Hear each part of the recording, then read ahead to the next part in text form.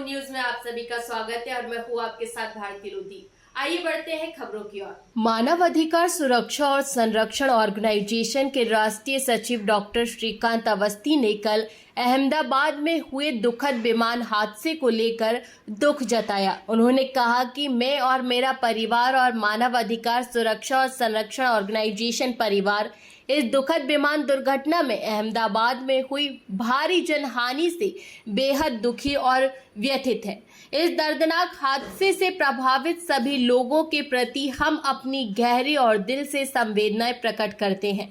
इस दुख की घड़ी में मानव अधिकार सुरक्षा और संरक्षण ऑर्गेनाइजेशन पूरी तरह से सहयोग देने के लिए प्रतिबद्ध है और हर संभव तरीके से मदद के लिए तैयार है।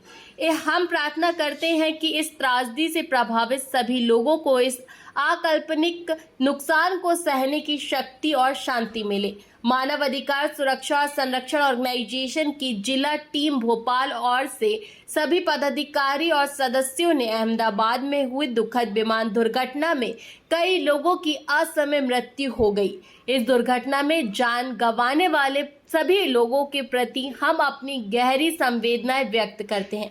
डॉक्टर श्रीकांत अवस्थी, अरुण कुमार द्विवेदी, भीमसेन गौतम, कृष्णकांत अग्निहोत्री, विकास कुमार, पीयूष द्विवेदी, राजा मिश्रा, संतोष योगी और अन्य अधिकारी व सदस्यों की उपस्थिति हुई।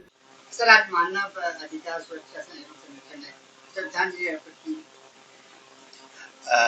संतोष जी, आज हम बहुत ही दुख के साथ अपनी भावनाएं व्यक्त करता हूं। हमारा कहीं अंत होता है और अंत होने के बाद ही हमें जन्म मिलता है और पुनः फिर अंत होता है और फिर कहीं हम सब किसी न किसी रूप में कहीं न कहीं जाते हैं। ईश्वर के लिए एक ये क्रम है, लेकिन हम सभी जो इस संसार में आए हैं, कहीं न कहीं हर व्यक्ति की एक जिम्मेदारी है, एक सिस्टम है और उसके अनुसार इस प्रकार की जब घटनाएं होती हैं तो हमें झकझोर कर रख देती हैं।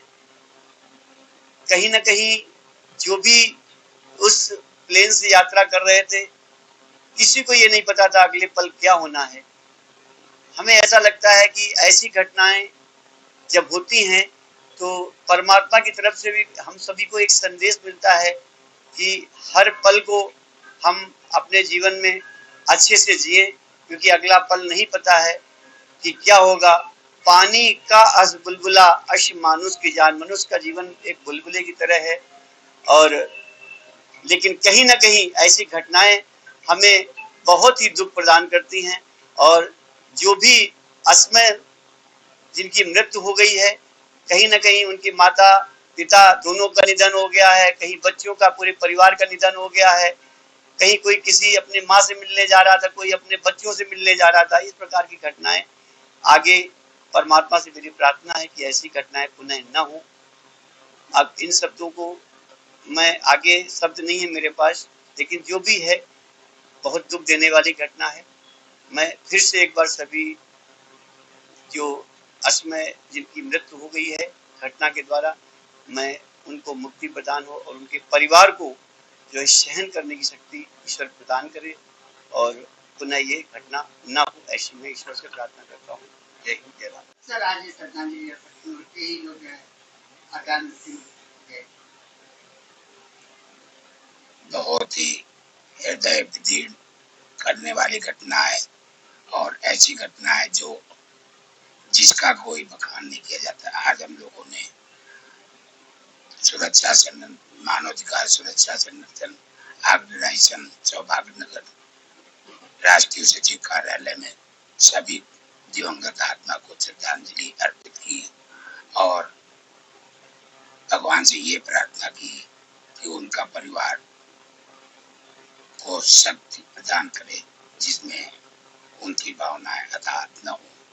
किसको क्या था, क्या हिसाब था, कैसे कहाँ किस काम के जा रहे थे, भगवान के अनुसार ही सब काम होता है। आदमी के सोचने से कुछ नहीं होता है।